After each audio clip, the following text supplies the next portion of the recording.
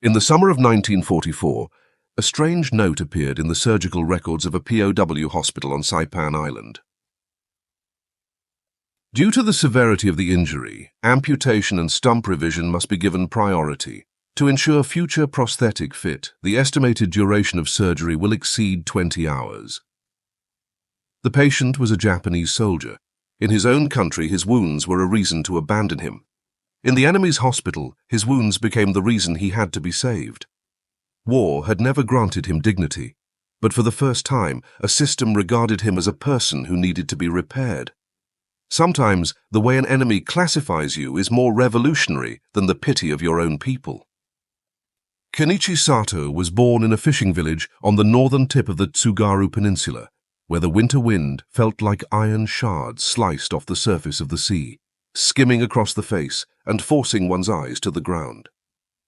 The houses in the village were low and squat, their wooden boards corroded into a grey-white by tides and salt mist, like old soldiers who had endured countless winter sieges. Kenichi grew up in this environment, accustomed to the silence in the air and the barrenness of life. There was no land for him, no opportunity for further schooling, and no path that could realistically lead him away from his assigned fate. In his adolescence, Japanese militarism was reaching its peak. For the empire, resources were never enough, and war was always expanding. The cheapest, most abundant, and easiest supply to obtain was the young bodies of poor rural villages. The day the conscription officers walked into the fishing village, everyone stood with heads lowered in the mud, as if silently accepting an invisible sentence. Kenichi was just one of the most inconspicuous among them. He did not resist, nor did he hesitate. He was simply pushed to the front of the line, like a fish swept along by the current into an unknown sea. Once in the army, he quickly realized that he belonged to the lowest tier of men. They slept on the bunks closest to the ground, ate the coarsest rations, and in the eyes of their superiors could be replaced at any time. He had no education and no words to express himself. He could only move mechanically according to orders. His superiors never bothered to remember his name. They remembered only his number. From the first time he held a rifle, he understood that in this army, a person's value was not defined by the life itself, but by whether he could execute orders. Training did not make him stronger, it only made him more numb. Being cursed at, shoved around, punished by long hours of standing, these became his daily routine. He had no real sense of self, only a growing skill at disappearing in front of officers, never becoming a trouble, never becoming an obstacle, never becoming something that required an explanation. The Japanese military system glorified sacrifice, yet it hesitated not at all when sacrificing those at the bottom. This cruelty was packaged in the barracks as honor, but everyone knew that it was merely a word used to keep them obedient. In such an environment, Kenichi's goals were never grand. He had no understanding of the war, nor any genuine loyalty to the nation. He merely hoped that, as he was driven from one front line to another, he might live just a little slower and not die too quickly. He longed one day to return home, but that wish was never allowed to grow, because he knew that from the first day he entered the camp, his fate had been assigned. He was part of the consumable portion. In that army, he was not a soldier and not truly a citizen. He was merely a piece of flesh that could be replaced at any time. This fact was confirmed over and over in his growing years, until the war pushed him to the edge of the Pacific and sent him into a place that would destroy his body, and with it, the world view he had once taken for granted. The air on Saipan always carried a strange, persistent dampness, a mixture of rotting leaves, sweat, and gunpowder, like an invisible membrane pressed against the skin. When Kenichi was sent there, the war had already entered its most ferocious phase. He followed his unit to the northern defenses of the island, digging shallow foxholes under the brutal sun each day. When sea wind passed through the shrubs, it brought with it a pungent smell of burning, that lingering trace of the southern front that had been ablaze for days. To him, this was not a battle. It was a long, inescapable process of being worn down. At night, American naval shells fell like a rain of steel from the horizon, shaking every inch of soil on the island. Kenichi often half slept, half woke to explosions, his ears filled with the sound of falling sand raining back onto the ground. He did not know which strategic line they were holding, nor why it needed to be held. He only knew that the officers said, "You must hold this position," and therefore they had to remain in formation under fire. Even if that meant drawing closer to death, step by step. Fate suddenly tore open a seam one morning. A shell landed on the flank of the defensive line. The blast ripped the colors out of his world in an instant. His body was thrown from the ground, his ears filled only with a hollow ringing. He tried to sit up, only to realize that his right leg no longer obeyed commands. Blood was seeping out like warm oil. When he reached down to press on the wound, his fingers encountered a shattered bone end. That sensation made his entire body shudder. He tried to crawl backward, away from the front, but the wet mud and torn roots dragged him back again and again. Pain expanded in rhythm with his heartbeat, his breathing as chaotic and clogged as if filled with grit. He wanted to call for help, but did not dare to raise his voice. For in this army, groaning was seen as weakness, and weakness invited punishment. He could only clench his teeth and inch himself forward, dragging his body through the cratered earth. By the time his comrades finally found him and dragged him to a field hospital, the sun had already sunk halfway toward the western horizon. The air was thick with heat and the metallic smell of blood. The hospital was nothing more than a hastily erected wooden shed, narrow and chaotic, with wounded men covering every bit of floor. When they set him down, the air around him was filled with sobs and screams, yet he felt as if he was sinking into a deeper darkness. After a hasty examination, his wound received a calm, yet merciless verdict. Severe injury, no value for recovery. The phrase was not said aloud, but the answer was written in the way the medical staff turned away so quickly. Soldiers considered more valuable were waiting in line for the scarce painkillers, while officers were rushed to the only operating table. Kenichi could only lie at the edge of the floor, his wound oozing blood, flies circling above the torn flesh. When he forced his head up, he saw a nurse deliberately avoid his gaze as she handed the remaining medication to a young officer candidate. A chill rose in his chest, not only from blood loss, but from the feeling of being systematically passed over. Late that night, the order to retreat was given, and the entire field hospital dissolved in haste. Medical personnel packed up their instruments and took with them those whose survival seemed likely. Those who remained were silently left on the floor amid the confusion. Kenichi tried to reach out, but his hand closed on nothing but air. He heard the heavy footsteps growing distant, the lights going out one by one, as if someone were folding away the world in sections. When the last lamp went dark, he suddenly understood that colder than death itself was the fact of being unneeded. Wind seeped through gaps in the canvas and carried in the dull rumble of distant fighting. He could distinguish the muted thuds of explosions far away, sounds that told him the defensive line was collapsing. But he could not move. He could only lie rigid on the blood-soaked, sand-gritted floor, waiting for the final step of his fate. Time became a form of torment. It did not flow nor vanish. It merely congealed slowly inside his wound. When morning came, his consciousness felt as if some force were dragging it back to the surface. He heard unfamiliar voices drawing near, the solid sound of heavy boots pressing into the soil. Before he could react, he saw silhouettes bending over him, checking his breathing and pulse.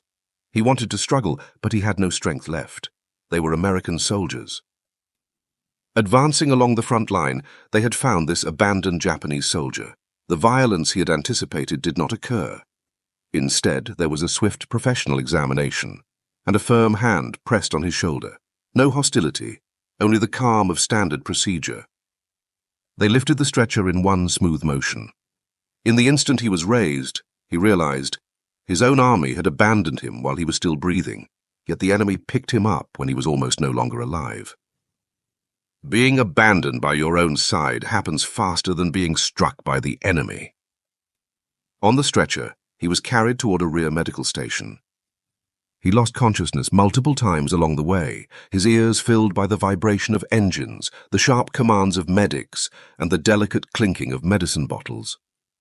He felt that the world was taking him over in a new way, dragging him back from the edge of death and into a foreign yet precise system. When Kenichi finally awoke fully, the world was no longer damp, murky, and reeking of rot. Above him, a ceiling lamp cast a steady white light, like a detached celestial body hanging over his head, illuminating a space unlike anything he had known. The air carried a distinct scent of disinfectant and the cool trace of metal that had been thoroughly wiped clean. For the first time, he realized he was lying in a proper hospital bed, not on straw mats, not on wooden planks, but on a real bed. He tried to lift his head and was met with a jolt of pain shooting from his leg up along his spine. The pain was clear, patterned, describable. Unlike the earlier sensation of being ripped apart, this was more like pain that came from a rearranged body, wounds placed under control.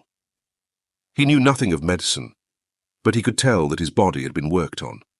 Bandages wrapped evenly, the stump positioned securely, the dressings clean and free of fresh blood. On the instrument tray beside him lay several sheets of paper filled with data, held down at the corner by a stiff card bearing his name, Kenichi Sato. It was the first time he had seen his full name written on a medical document rather than on a casualty list or a soldier's number tag. Before he could make sense of this new environment, an American army doctor entered. The man wore a white coat, a stethoscope around his neck, and carried a clipboard under his arm. His face showed neither surprise nor hostility. He simply walked to the bedside and, as if facing any other patient, calmly opened the record. The doctor first checked his breathing, then examined his pupils, shining a small flashlight into his eyes with swift but gentle movements. He made notes on the clipboard, occasionally glancing at the stump, but never with disgust or contempt. His expression was purely professional. Kenichi realized that this man was not looking at a Japanese soldier. He was looking at a patient. That simple fact carried a strange power. The doctor spoke a few words in English to the assistant beside him. Kenichi could not understand, but he could sense from the tone that it was some form of assessment. He caught only a few terms. Infection risk, nerve damage, priority case. Priority case. The phrase struck his mind like a knock at a locked door. In the Japanese field hospital, he had been without value. Here, he was being labeled as priority. The reason was not his nationality nor his rank, but the severity of his wounds. This was a logic he had never experienced before. A nurse then brought over a thick form, the prosthetic allocation registration sheet. Its structure was meticulous, divided into multiple sections: stump length, remaining soft tissue, condition of nerve endings, projected compatibility with future prosthetics, recommendations for rehabilitation training, and so on. Every box had to be filled in. Nothing was left blank. In that moment, Kenichi felt a profound shock. For the first time in his life, his body was being regarded as something to be rebuilt, rather than as a burden to be discarded. The nurse did not care whether he understood any of this. She simply followed the procedure, measuring, recording, marking. There was no pity in her actions, nor hostility, nor any deliberate kindness, only a thorough professionalism. In a system, a human being is first treated as a fact that must be dealt with. The sentence seemed to quietly establish itself in the air. Over the next few hours, he was wheeled from one room to another, to radiology for X-rays of the stump, to the lab for blood tests, to a physiology room to measure muscle response, and finally back to the ward, where a different specialist team took over. The assembly line efficiency of the American medical system made him feel that he was not being cared for, but being processed. Yet this processing did not imply disregard. On the contrary, it followed a logic of equality. Any severely wounded person, American, British, or Japanese POW, would be drawn into the same system and follow the same steps. This was a world he had never seen. When he was wheeled back into the ward, he noticed that in the bed next to him lay an American soldier, his chest wrapped in bandages, The man murmured a few indistinct words under lingering anesthesia. The nurse patted his shoulder to calm him, then turned without hesitation to check Kenichi with the same practiced movements. At that moment, Kenichi suddenly realized he and that American soldier were being treated in exactly the same way. No hierarchy, no difference in rank, no distinction of friend or foe. Only medical procedure. This cool equality left him with a deep sense of dislocation. In this ward, he was no longer the enemy, only a case number. It was the first time he understood. Identity could be leveled by a system, and humanity could quietly surface in that leveling. He began to observe the entire ward. American nurses moved back and forth. Medical teams came in shifts. Each carried forms. Each moved their tasks forward step by step. He watched some staff bring in clean sheets, others replace blood-soaked dressings, still others adjust the drip rate of IV fluids. Every action had a purpose. Every step had its place. The Japanese army, in times of scarcity, had treated its lowest soldiers as disposable. America, in a time of abundant resources, treated all the wounded as objects that could be repaired. Two different worlds, two different value systems. And for the first time in his life, he felt the gap between institutions. Lying there, staring up at the bright light, he felt as if he had been placed within some enormous machine whose task was to reprocess broken bodies and send them back into human society in a usable form. He did not understand English. He did not understand medicine. He did not understand American logic. But he knew that this machine had started to turn, and he could not stop himself from being drawn into it. The cold calm of a system is more decisive than kindness, because it will redefine what a person is. When night fell again, he still could not sleep, not because of the pain, but because of the confusion in his mind. He did not understand why the enemy would expend such effort to save him, nor did he know what role he now played in this apparatus. Late that night, a nurse quietly lifted the curtain and replaced his IV bag. She said nothing, showed no particular expression, but before leaving, she tucked in the corner of his blanket that had slipped loose. The movement was slight and natural, identical to how she had treated any other patient. No pity, no contempt, only a consistency of action. Kenichi suddenly realized that this calmness was not heartlessness, but a fundamental order. That order gave him for the first time the sense that he was not a piece of discarded flesh, but a body to be handled, cared for, and recorded. He had never been seen this way before. In that second, a faint yet genuine thought arose. Perhaps his future would no longer be dictated solely by the logic of militaristic sacrifice. When the metal edge of the gurney bumped against the foot of his bed, the faint impact seemed to freeze the air. Two staff members carefully lifted him onto the white-draped surgical trolley. Because of blood loss, his body felt unnaturally light, as if a slightly stronger beam of light might blow him apart. He was wheeled into the corridor. The lights overhead were laid out in a strict line, like twin rails extending toward an unknown terminus. The sound of the wheels echoed across the floor in steady rhythm, like a metronome counting down to the beginning of the operation. Along the way, several staff emerged from another operating room. Their cuffs were stained with blood, yet their movements remained calm and precise. Their professionalism made it impossible for him to tell whether they were exhausted. There was no panic in their faces, no visible strain, only focus.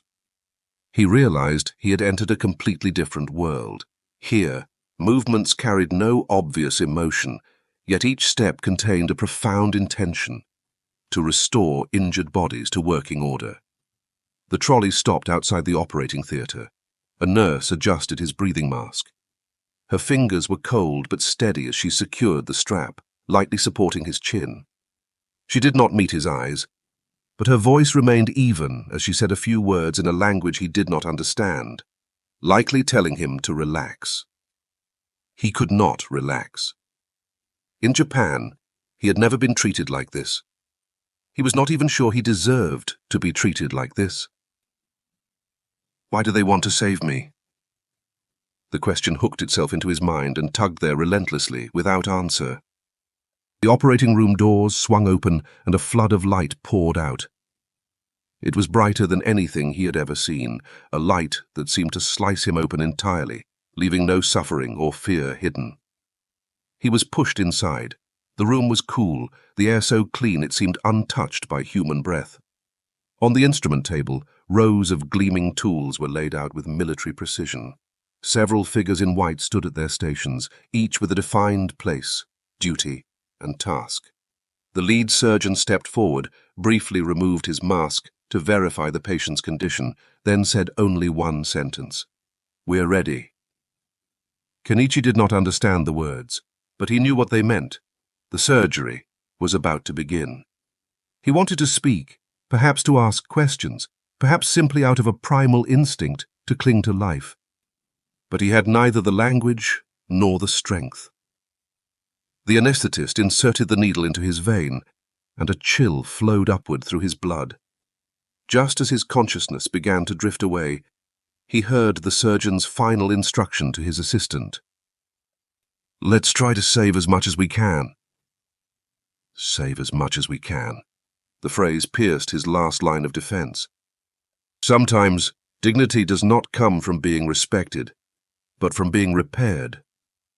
Anesthesia surged in fully, and the world drained away in a matter of seconds. The last sound he heard was the clear chime of instruments striking together, like an omen. A war that did not belong to him was about to be fought anew inside his body.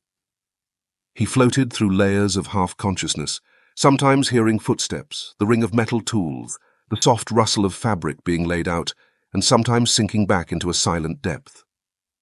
His awareness felt chopped into fragments, each piece lingering at a different point in time. He did not know whether he was awake or asleep, only that there was a regular repeating rhythm, the breathing machine's steady pattern, the sound of life being sustained with mechanical help. The surgical light was so bright that even with his eyes closed he could sense it pressing through his eyelids, a taut white line stretching down from above and piercing his world. It had no warmth, only a cold pressure, as if announcing that a solemn ritual had begun. In that moment, he dimly understood that he stood at the threshold of an utterly foreign world, not the world of battle nor of death, but of being repaired. He heard the first sound of the scalpel cutting into his skin, not sharp, but light, steady, controlled. Then came the low hum of the suction device drawing away blood and the muffled compression of gauze. Each sound was like a signal, telling him that his body was being reorganized, not for the battlefield, but so that it could continue to exist as a human body. The surgeon's voice reached him through the fog of anesthesia, like a command from afar without any anger. "Remove necrotic tissue first. No hesitation." No hesitation. A decisive order carried out on his flesh, not because he was worthy, but because the protocol demanded that each step be clean and thorough. There was no pain as dead tissue was excised, the anesthesia ran deep, but he could feel a sensation of stripping away, as if parts of his old world were being shaved off. His body was divided into regions, categorized, disassembled, and corrected like a part that had rusted too long and was now being reshaped to fit again into some larger machine. The surgeon's conversation never stopped. He caught words like clean margins, reduce infection risk, preserve nerve length, future prosthesis compatibility. Each term was tied to survival, to the future, to function. It was a kind of attention that had never once been granted to him before. The operating room air smelled of metal, disinfectant, and the iron tang of blood, so vivid it almost felt like the battlefield. But the difference here was that everything was static, controlled. Every second felt calculated. His stump was lifted, rotated, secured. He sensed instruments touching the bone end, testing its shape, its firmness. Then came the faint buzzing of the cautery as dead tissue was burned away, a sound that seemed to scorch the air, yet also signaled that the sources of infection were being removed. Footsteps approached, another surgeon taking over. The transfer of tools was as smooth as a relay baton being passed forward. The shift change was quiet and swift, almost without pause. One person wiped sweat from his forehead, another stepped into his place. Each participant carried on the long rescue effort without interruption. Time no longer flowed by minutes, but by completed tasks. When one step finished, the next followed seamlessly. His consciousness drifted in the midst of these changing motions, as if recording an invisible team moving relentlessly forward. He did not know how long the surgery lasted, but he remembered that in a brief moment, when he surfaced from anesthesia, he saw the clock's hands return again and again to the same position. He thought it was an illusion, and yet it might have been real. Perhaps an entire night had passed between two moments of waking, perhaps more. The surgeons began to work on the nerve endings. There was still no pain, but deep within, he felt an indescribable tugging sensation, as if someone were sorting through a bundle of torn wires. The lead surgeon said, "If the nerve is not trimmed cleanly, he will live with pain for decades." Decades. That was a measure of time beyond war. He had never imagined that in this operating room someone would make decisions for his pain, or lack of it, decades into the future. "They are taking responsibility for my remaining years, and my own country never intended to give me any remaining years at all." He wanted to weep, but no tears came. The anesthesia trapped every emotion far below the surface. He could only lie there in silence, letting a group of strangers rebuild his body into a shape they deemed suitable for future use, for reasons he did not comprehend. Dozens of hours passed. He did not know the exact number, only that at one point, when he briefly surfaced again, he saw the lead surgeon rubbing his eyes while another doctor stepped into his place. It was the weariness of someone fighting continuously, but no one proposed giving up. No effort was spared because he was a Japanese POW. To them, he was simply a repair project that must be seen through. The instrument tray was changed 3 times. The anesthetic dosage was topped up. 2 different sizes of suture thread were used. Someone recorded the volume of blood lost. Someone secured the new bandages. Someone pressed on the stump to test for bleeding. Each detail was a confirmation that he still counted as a life capable of being repaired. By the time the final stitch was placed, his consciousness was almost melted away. He knew only that the crowd dispersed, the bandages were rewrapped, and the stump placed in a fixed support. Someone said, "We did all we could." It was not the tone of failure, but of mission completed. They had done everything possible to repair a soldier from an enemy nation, not because he was deserving, but because this was what the system required. As he was wheeled out of the operating room, the light shifted from white to dim. The metallic smell in the air gradually thinned. He felt as if he were being gently rolled out of the inner chamber of a massive machine. The surgical theatre, as its deepest core, where his body had been remade, transforming a form torn apart by war into something that could function again. Sinking into complete unconsciousness, he perceived one thought that had never occurred to him before. So there are people who will spend this much time just so I can go on living. When Kenichi awoke from his long coma, he first felt a strange lightness, a blankness that comes after the body has been rearranged. He did not know how long he had slept, nor whether it was day or night. He only sensed that the air no longer smelled rotten, breathing no longer hurt, and the pain under his skin was tidy, rhythmic. That meant his wound was healing according to some standard, rather than festering unattended.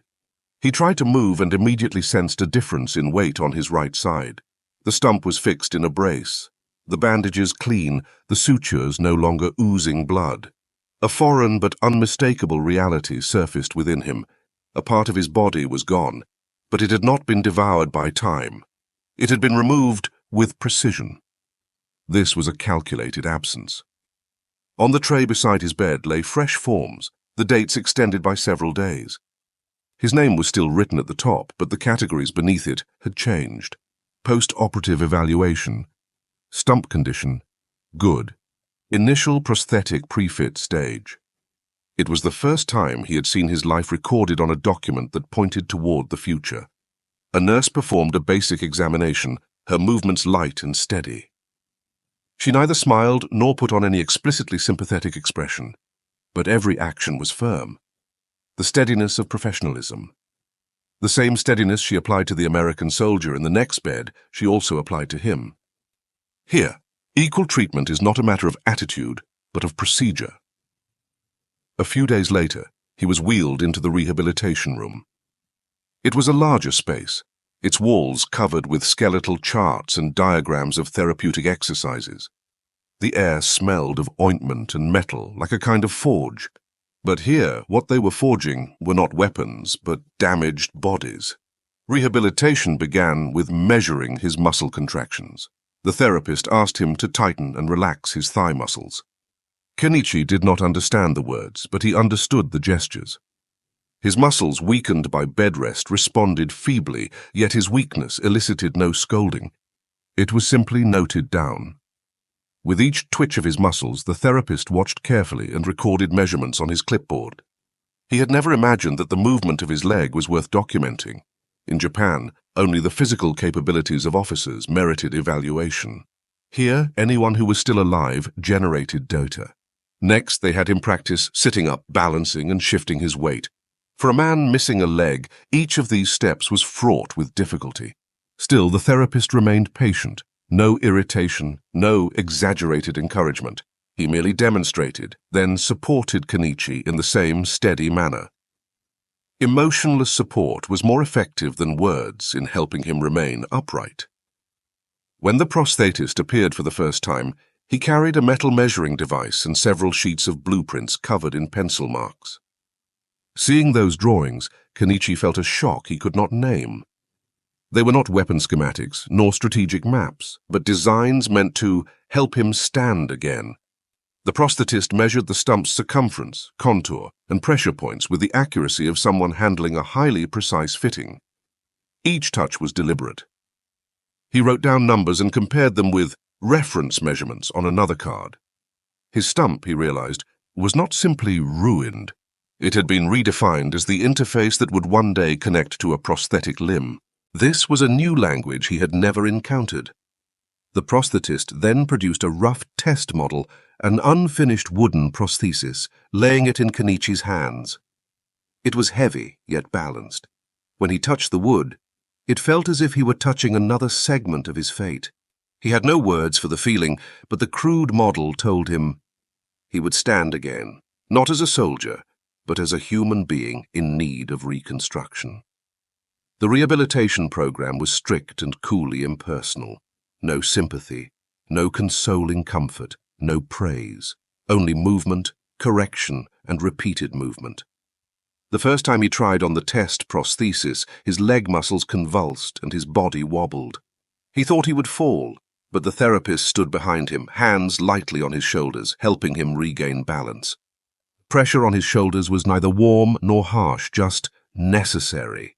It was a form of support mandated by the system. Kenichi's first attempt to step forward was clumsy. The prosthetic creaked with the dry sound of wood against metal.